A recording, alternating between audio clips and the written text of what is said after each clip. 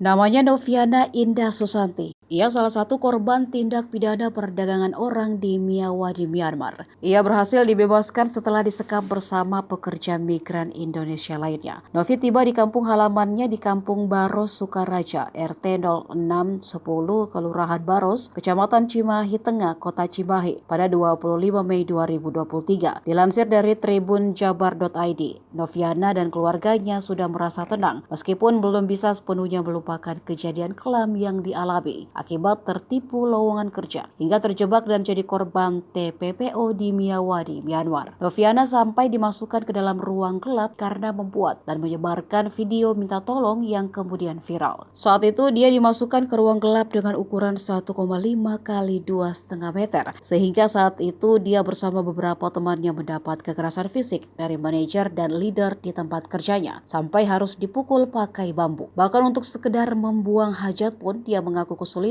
hingga harus buang air besar dengan menggunakan kantong plastik. Hingga kini ia masih merasakan trauma yang mendalam hingga harus membuang barang kesayangannya seperti baju, sendal dan sebagainya yang saat itu dipakai atau dibawa ke Myanmar. Untuk sementara ini Noviana belum melakukan apa-apa karena ingin fokus pada pemulihan kondisi fisik, mental dan melupakan semua yang telah terjadi agar nantinya bisa kembali normal seperti biasa.